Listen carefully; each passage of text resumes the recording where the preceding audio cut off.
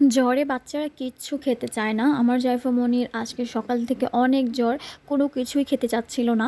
পরে আমি ওকে বাসায় এভাবে পাতলা ডিমের একটা স্যুপ রান্না করে দিয়েছিলাম। মাশাআল্লাহ ও পছন্দ করেছে। তো রেসিপিটা আপনাদের সাথে শেয়ার করছি। কয়েকদিন ধরে বৃষ্টি আবার রোদ এরকম হওয়ার কারণে কিন্তু বাচ্চারা অসুস্থ হয়ে যাচ্ছে, মানে বাবুদের জ্বর হচ্ছে। তো আমি কালকেও দেখেছি জাইফামণি মাশাআল্লাহ সুস্থ ছিল, কিন্তু আজকে সকালে হঠাৎ করে দেখি ওর গায়ে অনেক জ্বর।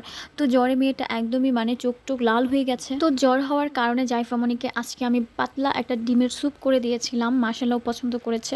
তো আমি আপনাদের সাথে শেয়ার করছি। ইনবক্সে অনেক আপুরে বলছেন যে আপু আমার বাচ্চার জ্বর কিচ্ছু খেতে চাচ্ছে না। তো আমি আশা করি যে এই রেসিপিটা যদি করে দেন বাবুর অবশ্যই খাবে। তো একটু খেলেও পুষ্টির ঘাটতিটা অন্তত পক্ষে পূরণ হয়ে যাবে। তো এই যে আমি এখানে হচ্ছে মিষ্টি কুমড়া আর গাজর গ্রেট করে নিয়েছি। সবজির মধ্যে আমি সবসময় জাইফামণিকে এই দুইটা সবজিই দিই।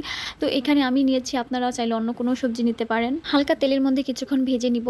আসলে জ্বর হলে বাচ্চারা এমনি কিছু খেতে চায় না, আর তখন ওদেরকে তরল খাবারই দিতে হয় যেন ওদের শরীরে ডিহাইড্রেশনটা না হয়। তো এখন হচ্ছে আমি মিষ্টি কুমড়া গাজরটাকে সেদ্ধ করার জন্য আমি এখানে পানি দিব। আর স্যুপ যেহেতু রান্না করব সেহেতু পানি তো দিতে হবে, একটু বেশি করে পানি নেবেন। জ্বর হলে বা বাচ্চারা অসুস্থ হলে আমরা অনেক সময় কোনো কিছু খাওয়ানো বাদ দিয়ে দিই, মানে বাচ্চাদেরকে কিছুই খাবার দিই না। এটা একটা ভুল কাজ করা হয়। জ্বর হলে বাচ্চাদেরকে বিশেষ করে পুষ্টিকর খাবার দেওয়ার চেষ্টা করবেন। তো যেহেতু ডিমের স্যুপ রান্না করবো এই জন্য হচ্ছে একটা ডিম নিয়েছি আমি। এই যে নর্মালি আমরা ফার্মের যে ডিম খাই ওইটা নিয়েছি। আপনার চাইলে দেশি মুরগি ডিম নিতে পারেন অথবা কোয়েল পাখির ডিম, দুইটা নিতে পারেন। ভাবতে পারেন কালকেও মেয়েটা সুস্থ ছিল, আর আজকে সকাল ঘুম থেকে উঠে যখন দেখেছি যে ওর শরীরে অনেক জ্বর, তখন আমার মনের অবস্থাটা আসলে কেমন হয়। ইদানিং অনেক মেসেজ পাচ্ছি যে আপু বাবুদের হচ্ছে জ্বর হচ্ছে, মানে এত ঘন ঘন জ্বর হচ্ছে, কি বলবো।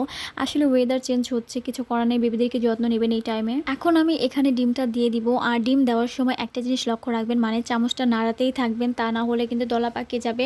তো এই যে দেখেন আমি কিন্তু নাড়তেই আসি। তো এখন হচ্ছে এটাকে ভালো করে একটু মিক্স করে নিব। বাচ্চাদের জ্বর হলে তরল খাবার দেওয়ার চেষ্টা করবেন, আপনার জুস দেওয়ার চেষ্টা করবেন, ফলের জুসগুলো। বাচ্চারা যখন অসুস্থ হয় বা জ্বর হয় তখন কিন্তু ওদের অনেক মুড সুইং হয়, মানে যখন আপনি একটা খাবার প্রেজেন্ট করবেন হয়তো বা ও খাবে আবার কখনো খাবে না। তো এটাতে ধৈর্য ধারণ করতে হবে, মন খারাপ করা যাবে না।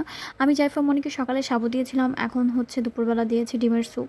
তারপরে এই যে দেখেন এখানে আমি নিয়ে নিচ্ছি হচ্ছে একটু চালের গুঁড়া, এটাকে একটু জাস্ট ঘন করার জন্য। তো চালের গুঁড়াটা আমি পানি দিয়ে একটু লিকুইড করে নিচ্ছি। এটা এখন হচ্ছে আমি ওই স্যুপের ঝোলের মধ্যে দিয়ে দিব, মানে পানিটাকে জাস্ট একটু ঘন করবে সেজন্য। তো এই যে দিয়ে দিচ্ছি, আর এটার পরে যখন পানিটা একটু কমে আসবে তখন আমি এটা নামিয়ে নিব। আরেকটা কথা, এই খাবারটা কিন্তু আপনারা 8 মাসের পর থেকে যে কোনো বেবিকেই দিতে পারবেন, কারণ এটাতে যেহেতু ডিম দিয়েছি 8 মাসের পর থেকে দিতে হবে। 8 মাসের কম বয়সী বাচ্চাকে একদম দেওয়া যাবে না। আর যাদের বাচ্চার ডিমের সাদা অংশে অ্যালার্জি তারা শুধুমাত্র কুসুম দেবেন। এনিওয়ে এই সিলিকনের চামচগুলো কিন্তু আমার পেজে অ্যাভেলেবেল আছে, যারা নিতে চান নিতে পারবেন। আমার পেজে baby set, baby combo set, feeding chair available আছে, এমনকি আমাদের হোমমেড খাবারও আপনারা পেয়ে যাবেন একটা পেজে। তো যারা নিতে চান তারা অবশ্যই ইনবক্স করবেন। তো এই তো জাইফামণির খাবারটা রেডি। ডিমের স্যুপ কিন্তু আমি একদম একটা থিকনেসে রেখেছি, যেটা একদম পাতলাও হয়নি আর একদম ঘনও হয়নি। তো এইটা এখন আমি জাইফামণিকে খাওয়াবো। আর জাইফামণি যেহেতু অসুস্থ সেহেতু ওকে আমি ফিডিং চেয়ারে বসে খাওয়াবো না, আমি হচ্ছে আমার কোলের উপরে শুয়ে তারপরে খাওয়াবো।